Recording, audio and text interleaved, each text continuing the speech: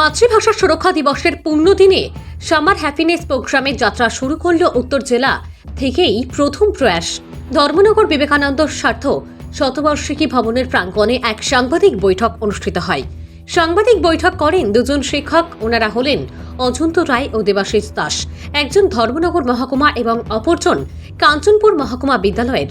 Dharmanagar press ক্লাবের সভাপতি ও সম্পাদকের হাতে ছোট ছোট ছাত্রছাত্রীদের জন্য কিছু খাতা, কলম, আর্ট পেন্সিল, খেলার সামগ্রী সহ নগদ অর্থ ২,০০০ টাকা তুলে দেন গরিব ছাত্রছাত্রীদের হাতে তুলে দেওয়ার জন্য।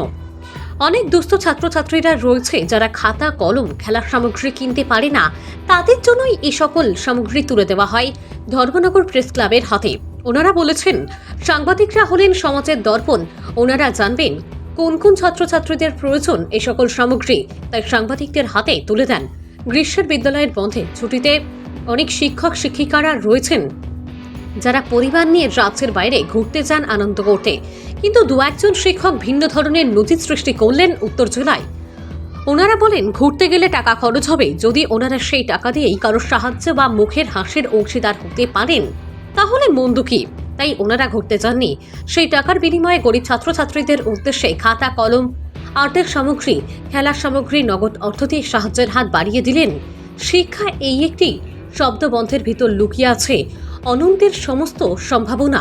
শিক্ষা চেতনার মুক্তি আনে, চেতনার আলো। নৈরাজ্যের ভিতর দিয়ে আসে শান্তির বার্তা। শিক্ষক জাতির মেরুদণ্ড। শিক্ষকতা একটি মহান পেশা। এই পেশা শুধু বিদ্যালয়ের চার দেয়ালে সীমাবদ্ধ নয়, বরং এর ব্যাপ্তি ছড়িয়ে আছে শিকড়ের গভীরে, সমাজের প্রতিটি কোণায়।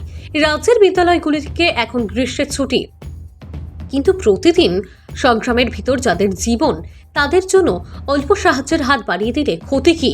এই একটি প্রশ্ন ঘুরপাক খায় আমাদের মাথার ভিতর। আর সমাজবদ্ধ জীব হিসাবে আমাদের দায়িত্ব বর্তায় এদিকে এসে তাদের হাত ধরতে, যারা এখনো মূলস্রোত থেকে খানিকটা দূরে। এই চিন্তার বহিঃপ্রকাশ করা হয় সামার হ্যাপিনেস প্রোগ্রামে। আমাদের ছোট্ট রাজ্য ত্রিপুরা শান্তি ও উন্নয়নের ভিতর এর অগ্রগতি বহমান।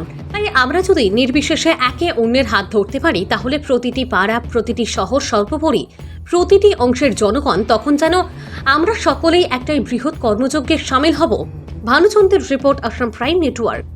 রাজ্যের প্রথম গুগল সার্টিফাইড এডুকেটর এবং ইউনিসেফ এবং ডাব্লিউএইচওর সঙ্গে বিভিন্ন অনলাইন কর্মসূচি ভিত্তিক কাজেও আমরা অংশগ্রহণ করেছি।